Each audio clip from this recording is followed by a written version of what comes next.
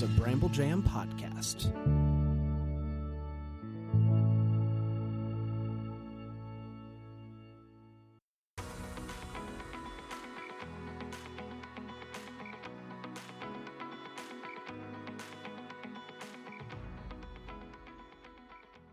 Welcome to Girls Gone Hallmark, a Hallmark review podcast. I'm Megan, and I'm a longtime Hallmark fan. I'm Wendy. I'm a former Hallmark hater.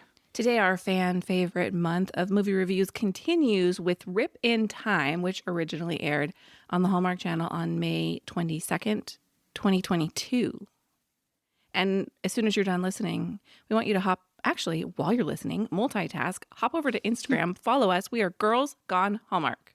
You can also jump into our Facebook group, Girls Gone Hallmark. We are talking about these movies. There's a lot of discussion. It was the Facebook group who chose this list of movies for April, but we're talking about these movies. We're talking about the stuff that is currently airing on Hallmark and all breaking Hallmark news.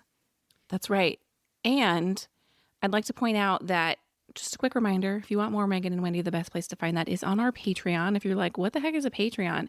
Patreon is a membership platform. Tons of creators have one. We have one. And on ours, the content we create over there are bonus podcast episodes. They drop every Monday, unless it's March, which is a 5-Monday month. They drop 4 Mondays out of the month. And they are pop culture related. They are Megan's full spin out about the college admissions process. They are talking about stuff we love. It's not Hallmark over there. It's just us. And the most recent episode as of the airing of today's Rip in Time episode is our Pop Culture Club episode, which is timely because, of course, Hallmark, pop culture, what we're watching, also what we're reading, what we're listening to. So patreon.com/Megan and Wendy. And your first full week is completely free over there, so you can check it out. I think you'd be shocked at the time we make to watch and review Hallmark movies, but in addition to the other stuff we watch and read and listen to. I mean, we consume a lot of content. We do. Not and content, have feelings about it. We consume a lot of media. That's yes, exactly. Yeah. All right, let's start with a synopsis for Rip in Time. When organic farmer Sarah meets a man who claims to be from 1787 named Rip Van Winkle Jr., she soon discovers old-fashioned romantic feelings that might be just as crazy as his story. Jessica Harmon directed Rip in Time. Jessica has worked as an actor, director, and producer. She has 20 directing credits, including 3 Aurora Teagarden mysteries, as well as Tipline mysteries, Dial 1 for Murder. C.J. Cox wrote the teleplay for Rip in Time. Now, we just talked about him recently, which is so, I love when this like kind of crossover happens. Yes. He has 14 writing credits, including the recent The Royal We, as well as Love Strikes Twice.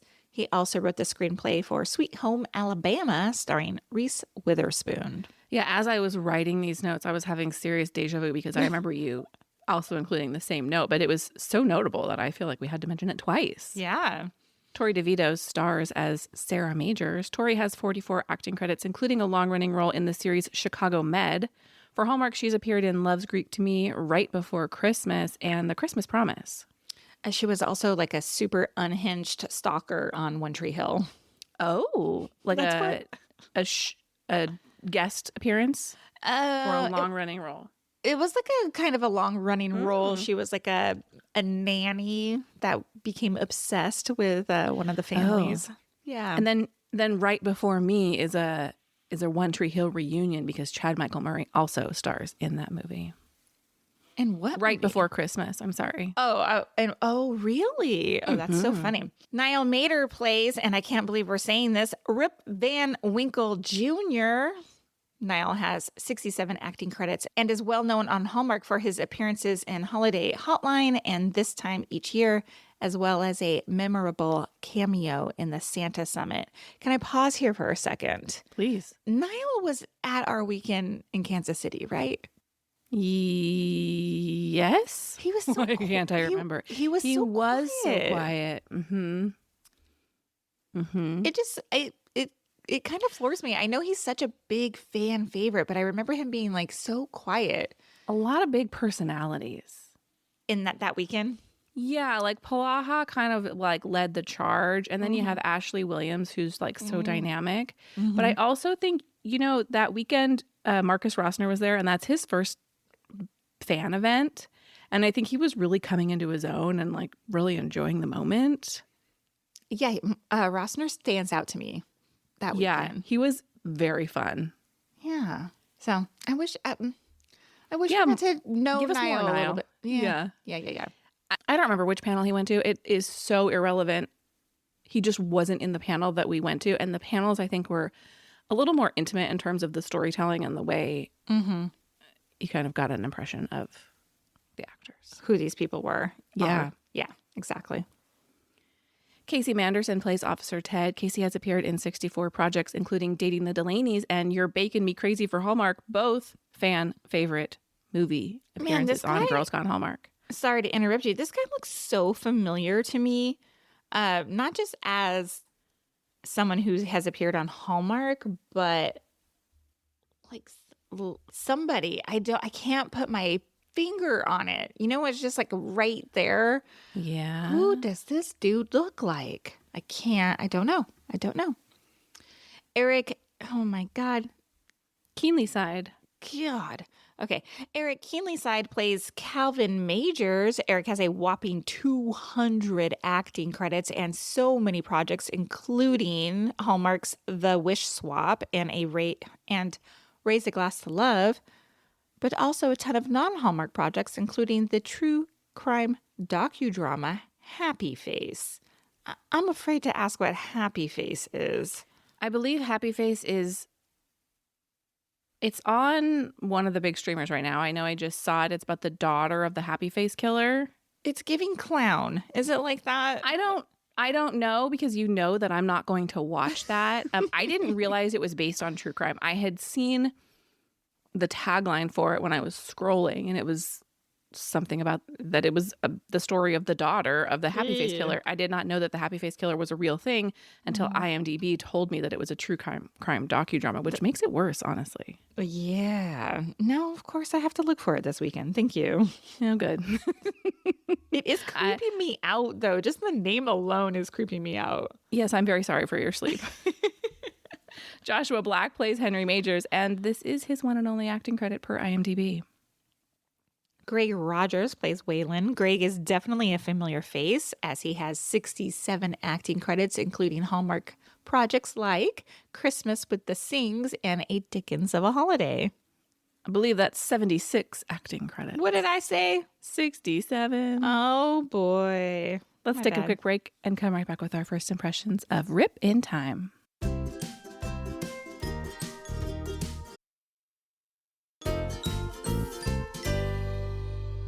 Hey, Wendy, what's your first impression of Rip in Time? Well, I thought I liked the time travel genre. Oh, no. I know. Don't come for me. No. Don't come for me. Don't come for me. My first impression is I judged this movie by its title and its synopsis, and I've never been more wrong. Oh, wow. Okay, we're not gonna fight, but we're gonna definitely discuss about it, because I just have some very like meh feelings about it. That is so funny, because when you told me like you still had to watch this movie, I'm like, oh, it's such a fun watch. Like it won't feel like work. But I didn't say that, and I'm glad I didn't, because I would have set your expectations astray.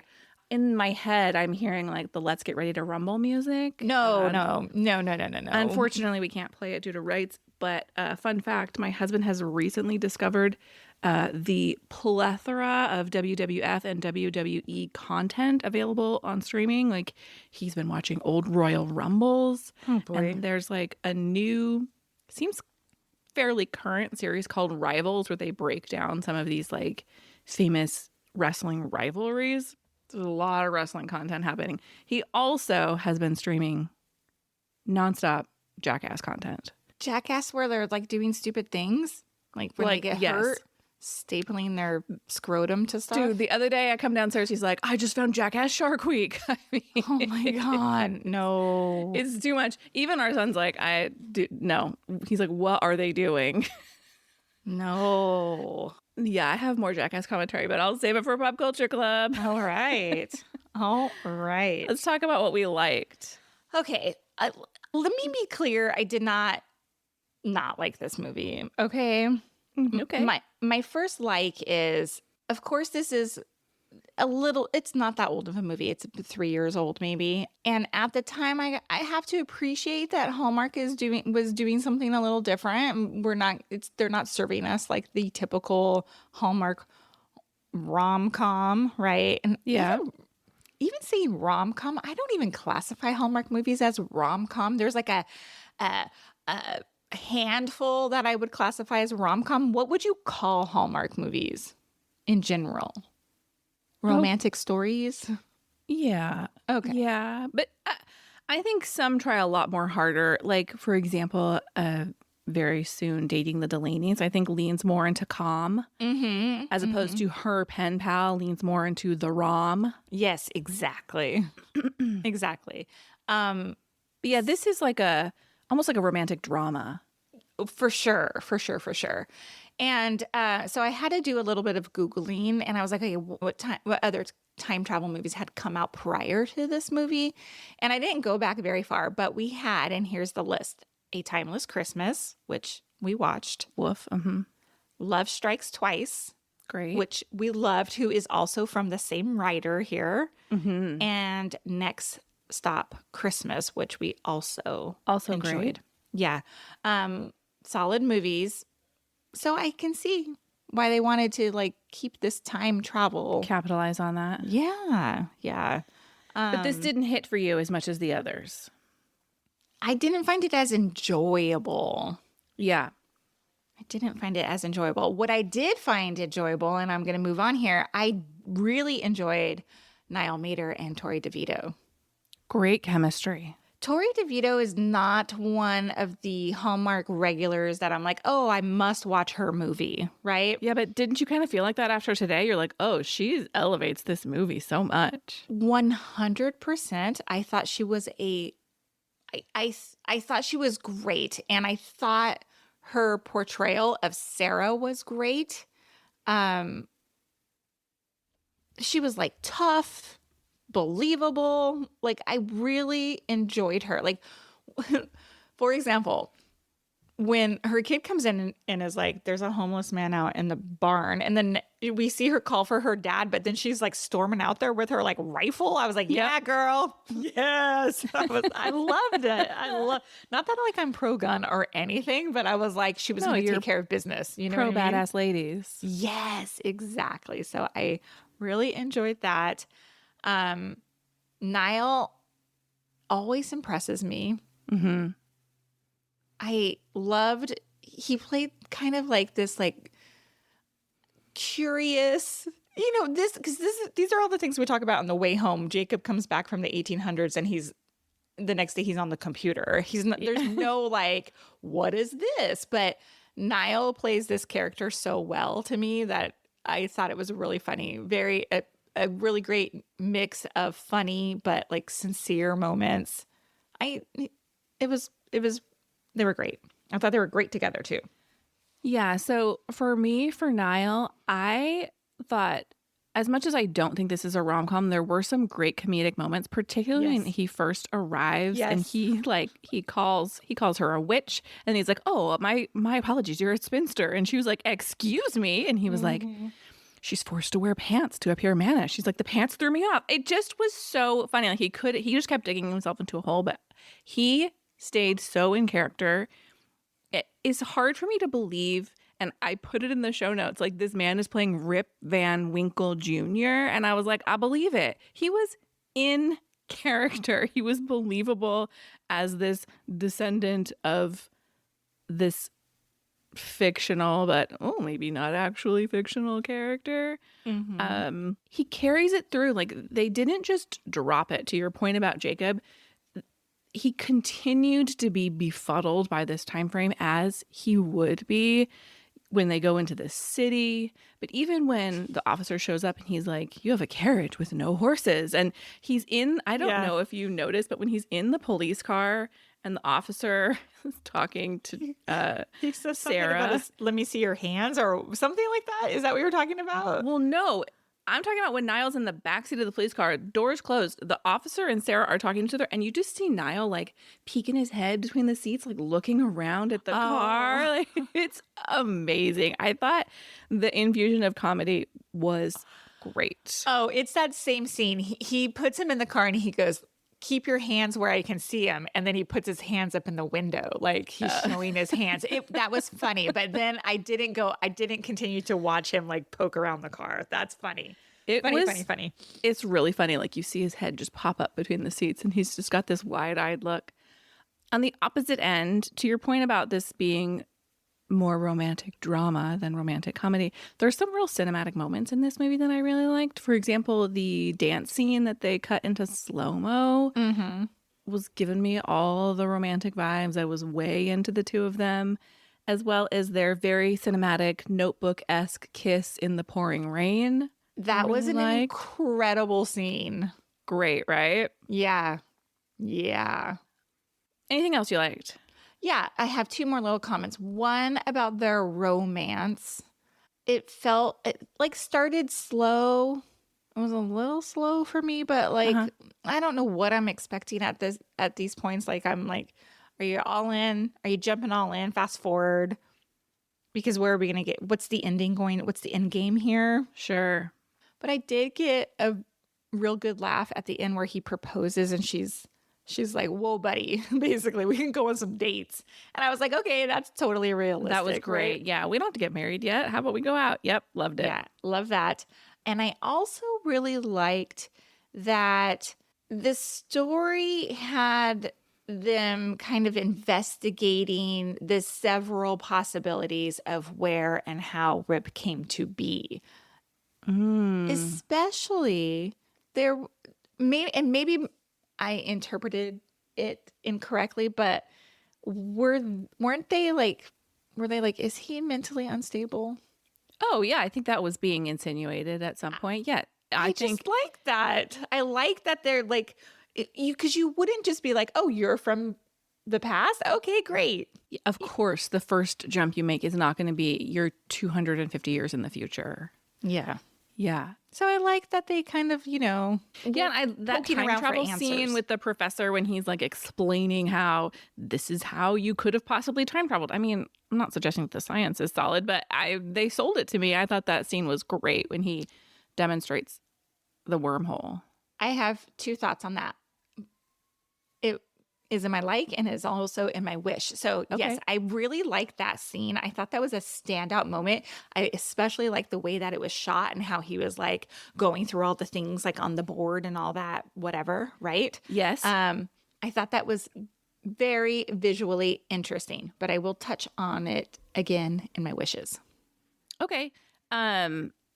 The only other comment I have is Calvin Majors, played by Eric Kienle-Side. The dad was just such a lovely, heartwarming character for me. I just found him so comforting to watch. I thought he was sometimes we see these adult children living with their parents and there's drama there. He was never any source of drama and conflict for his daughter. They were just a tight, great family. And he was also the first person to come around to kind of accepting who Rip might be, which seemed like the least likely person to come to that conclusion. I just really enjoyed him. I have a super side question for you. Okay.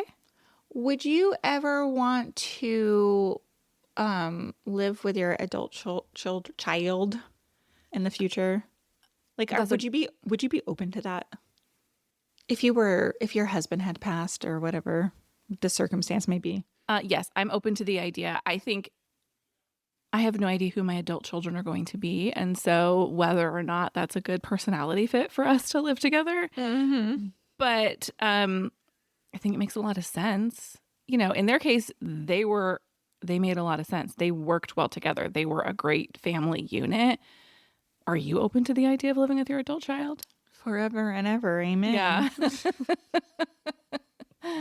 Yeah. I'm like, can I move next door?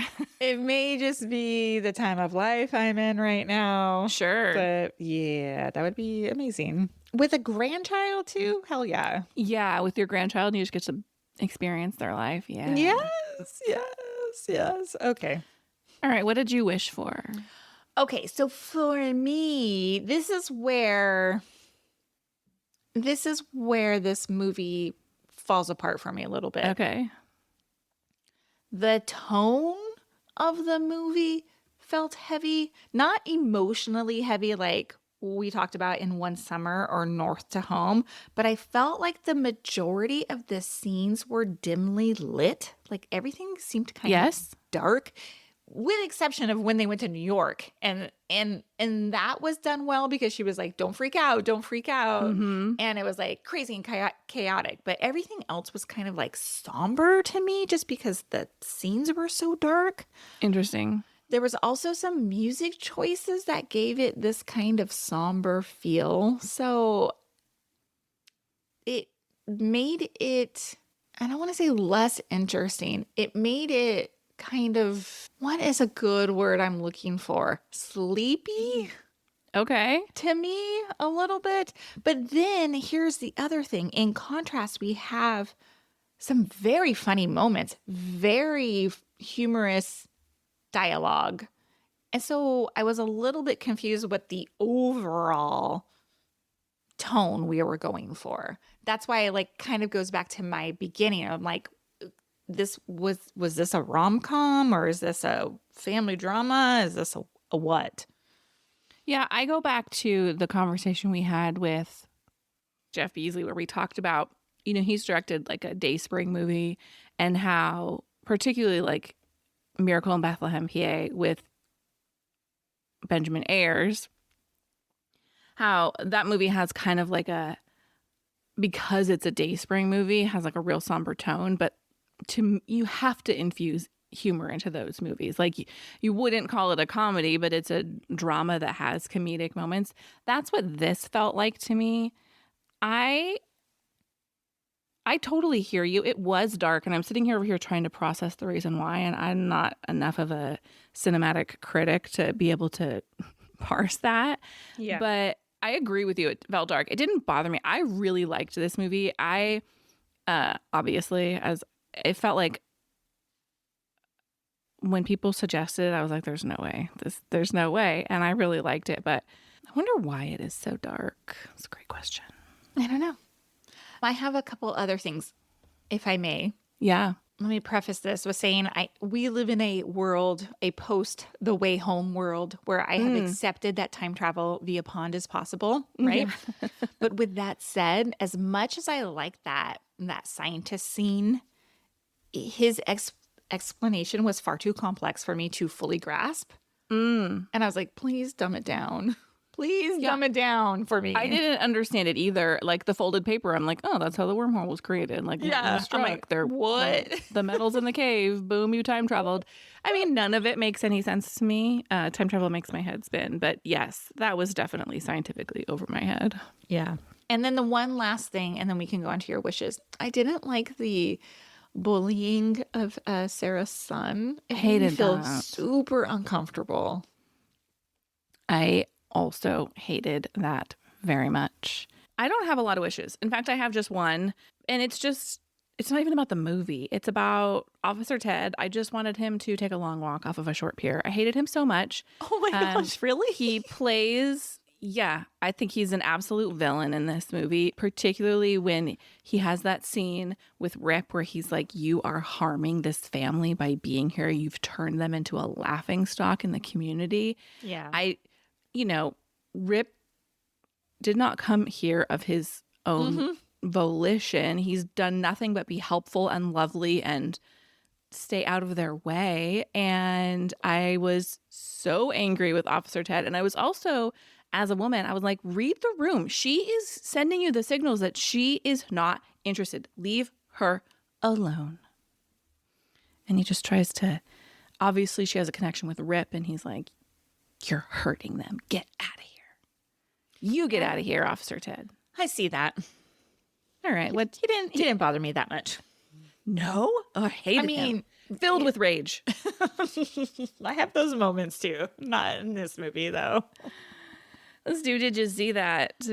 I have just two little ones. One, and they're not true Did You See That's, but one at the beginning when they're putting the pennies down in the garden to keep snails away. I was like, what? This is new news to me.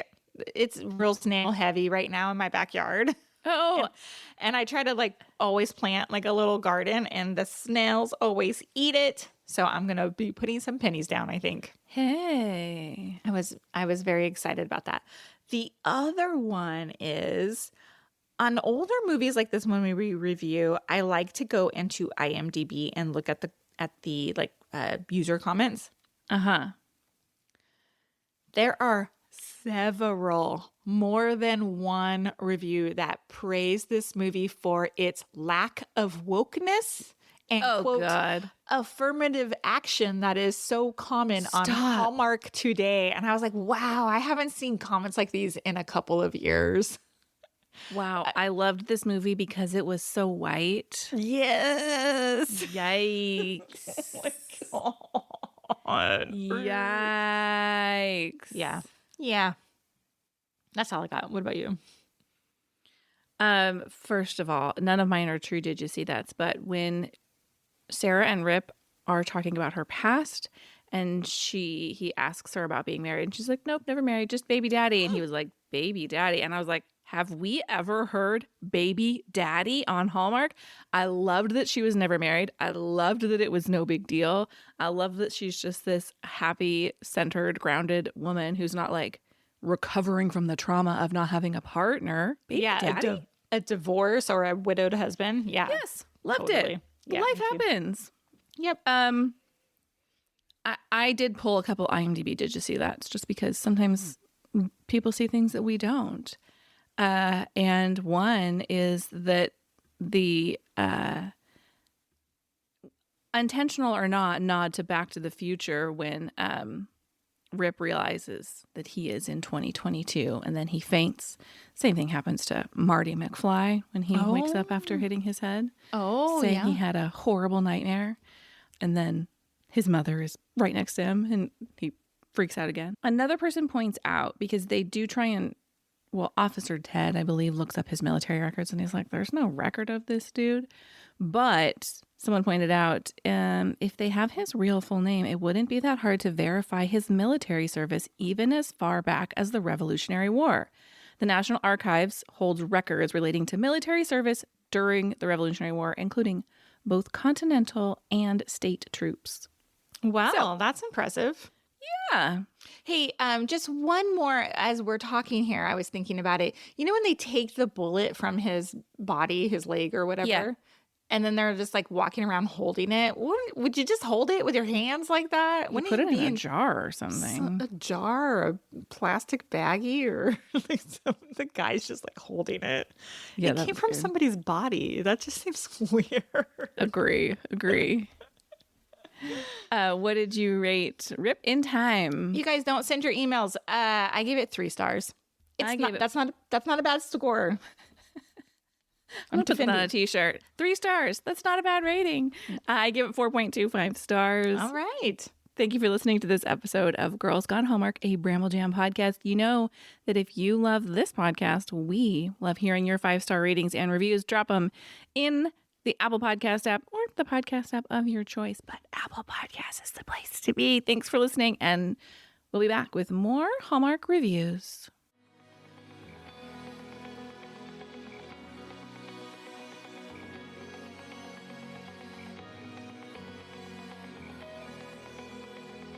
All right, friends, before we go, just a quick heads up. You're about to hear some ads. These little gems help us keep the show running and the Hallmark love flowing. So do with that info what you will. Grab a snack, hit the skip button, or maybe, just maybe, listen in and discover your new favorite product. Bye.